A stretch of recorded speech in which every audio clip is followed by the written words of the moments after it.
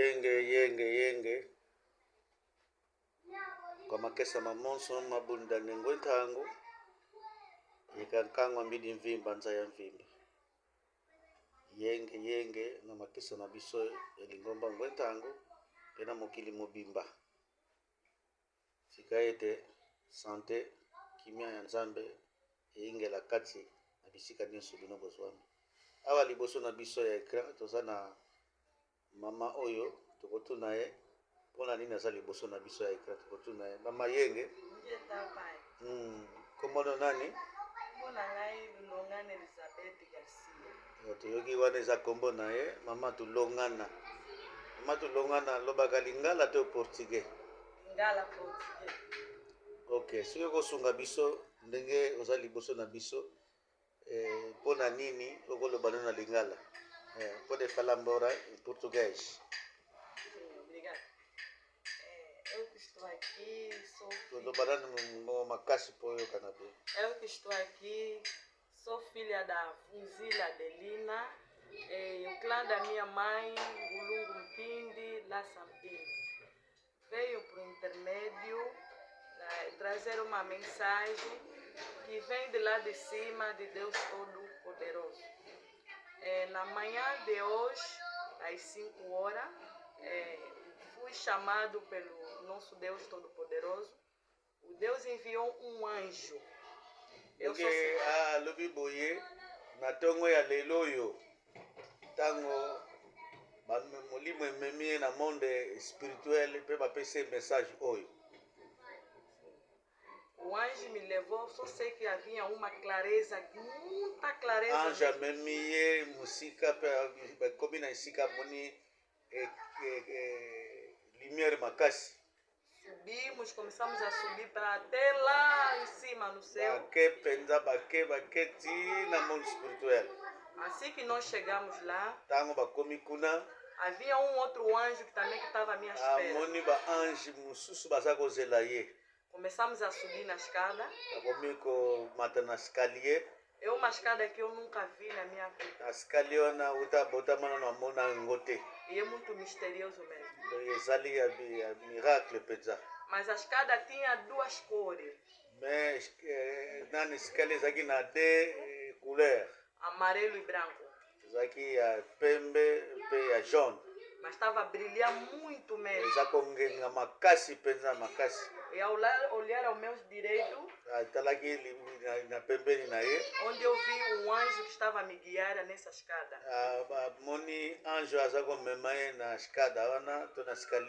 Começamos a subir.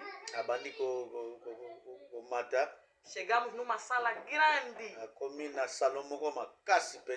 E havia muita clareza. E aquele anjo, fomos até aí em frente. Aquele anjo ajoelhou assim. Disse: Senhor, mutotinda que eu apomi. A pessoa que você mandou chamar tá que chegou. E depois o Senhor disse: sim, eu já lhe vi. Depois o Senhor chamou-me pelo nome, Lulongani. Olha pela sua esquerda e olha na direita. Estás a ver esses anjos todos? São anjos de combate. Eu olhei para os anjos. Eu disse: Senhor, por que eles estão assim todos equipados? O Senhor disse: são anjos de combates. Meu irmão, eram muitos anjos. Tanto faz na direita e na esquerda. Era o mesmo gesto, tipo quando aqui o general está mandando os militares ficarem tipo em forma.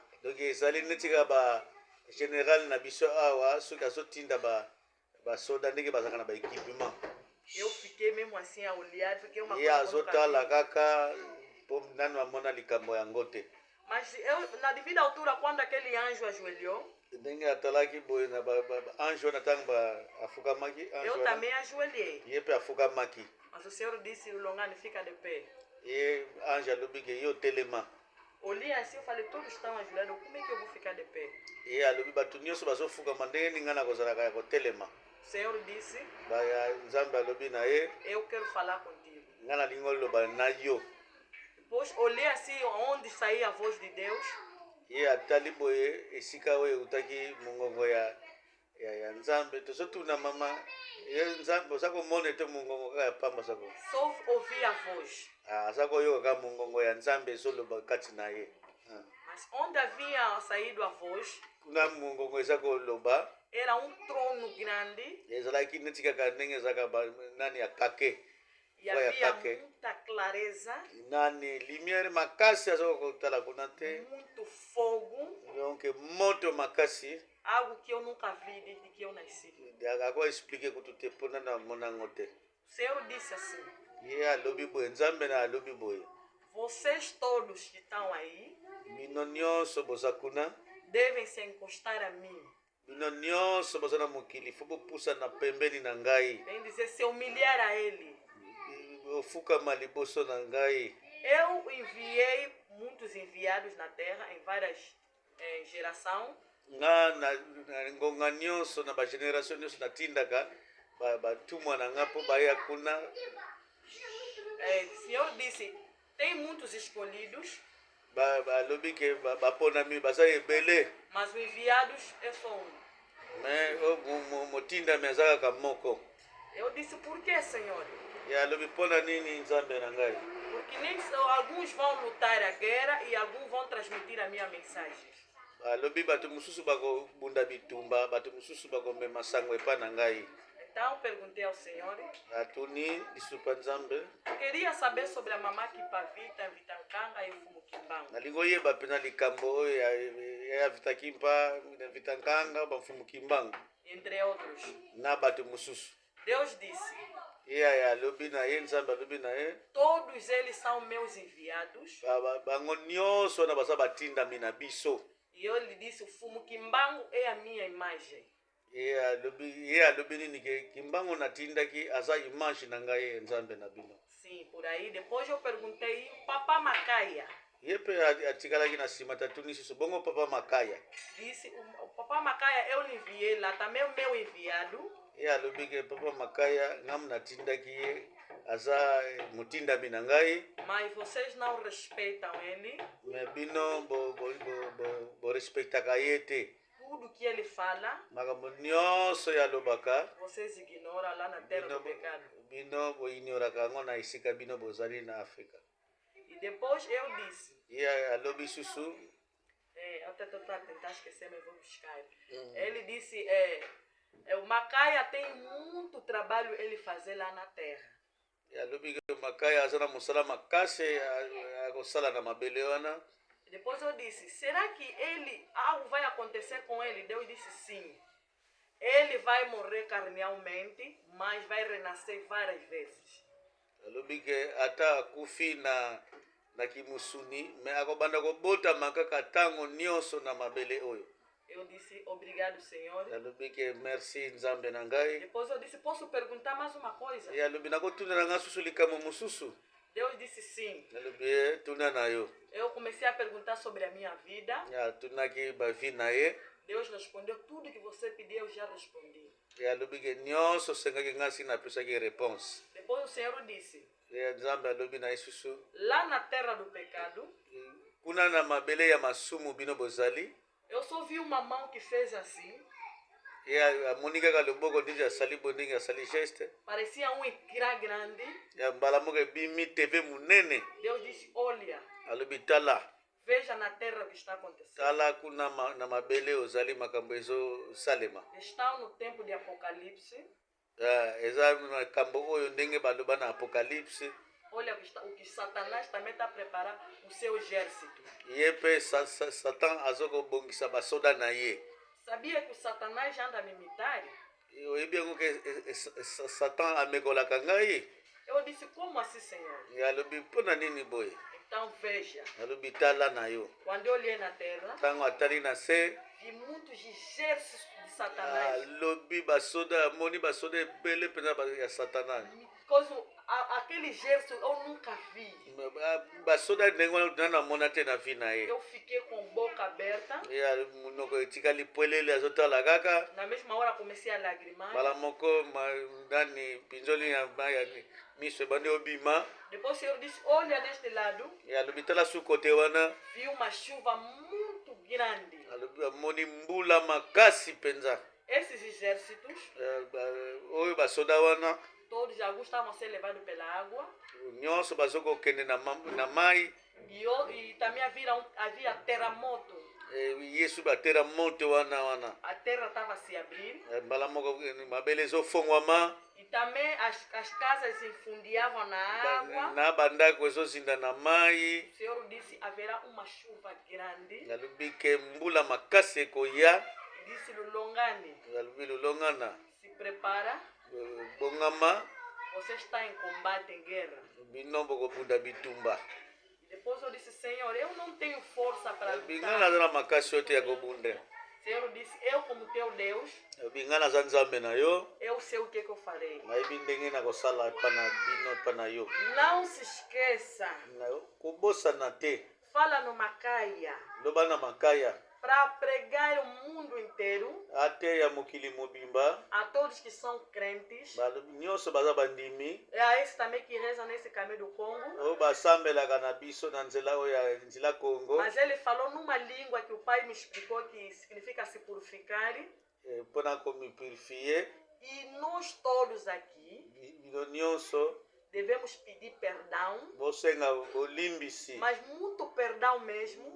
Bolimbisi ya makasi penza. Por tudo que nós estamos a fazer aqui na terra de Nyonso bosala na mabele penza ya pasi. Deus disse que nos ama muito, nos ama muito. Ozoyoka ke nzambe alobi ke nga nalingaka bino mingi, soki nalingaka bino mingi te pasi. Portanto, que vocês fazem, Nyonso bino bosalaka. eu ainda amo muito vocês. Me nga nalingaka bino kaka. Só quero que vocês venham até a mim. Yalingi ke alobi ke bino nyonso nga nalingi boya pembeni na ngai. E venha se humilhar a mim, vosso Bino Deus. nyonso boya komikitisa liboso na ngai nzambe na bino. Mas ele disse, Alobi lisusu para se encostar a mim, mpona kopusa na pembeni na ye. vocês têm que estarem purificados, limpos. Po bino nyonso fo bozala pete, fo bosokwama mpenza ya mosolo mpenza. Se perdoarem cada um de nós. Bino nyonso bomilimisa masumu. Disse também aos pastores que são do cristianismo, Alobi su na bapaster ya kristianisme. antes de eles buscarem, Avant koyezwa bango, buscar a Deus, avant baza na nzambe ya bosolo, devem se purificar primeiro, bango susu fo bakomisokola. de pedir perdão, Basenga bolimbisi. mas perdão de verdade, com Me fé. bolimbisi mpenza ya bosolo mpenza ya motema. Aí vocês virão ele a presença de Deus na Wana vossas vidas. bokomona presence ya nzambe mpenza ngai nzambe na E bino. muitos dizem que Deus não nos ama, Mingi balobake nzambe alingaka biso te. mas é muito fácil se encostar a Ele. Me eza nango facile mpona kopusa na pembeni na ye. Devem se purificar. Fo komisokola kosenga bolimbisi ntango nyonso. Só assim virão a Ele nas suas vidas. Bongo oyo komona okomi pembeni na ye nzambe na ye. Todos aqueles que são enviados Nyonso baza batindami devem se levantar. fo batelema. A guerra já começou. Guerre ekomi deja. O mundo está em caos. Nani monde eza na se ya kale. Devem lutar, Fo kobunda mpenza. lutar Fo mesmo, kobunda orar. mpenza. Não devem dormir, devem orar. Bokolala te fo kosambela mpenza. Porque no momento que nós estamos a dormir, Na ntango biso tozolala, o Satanás já está a atuar. Satan mpe azotelema epai na biso akobebisa biso. E haverá muita morte. Kufa mpenza makasi Mas ekoya. ele disse, Me alobi não se esqueçam, bobosana te. que ele está a enviar um exército grande aqui na terra, Bobosana yango teke azotinda basoda ne makasi. que vão poder proteger aqueles que são dele. Bakoya kobatela o nyonso oyo ya ye. Então, assim disse o Senhor, Nzambe alobi nini epai na ye. Muito obrigado. E a Voilà, palavra de lobi Deus. merci pena merci Jesus. yango wana kaka lobi na ye ntango asutu bozalisi na ndako bandeko na nga boyoki makambo ya mama tolonga na ye aye na yango ngai kutu moye na explike susu eza te oyo bazoyoka portugais bazoyoka lingala mpe tomekoli po eza mpasi esasango mosika me boyoki claire zwa video oyo tindango na mutu nyonso aza na mokili oyo alanda video oyo mpona alobi lingala mpo lingala ekóma neti kaka international portugais mpe bato nyonso bakoma koyoka na bango portugais alobi na portugais boyoki bandeko na ngai alors oyo akotia commentaire atia commentaire na nzela ya youtube na biso ya upelca tv bongo sikoyo okobanda kozwa bamessage na biso ntango nyonso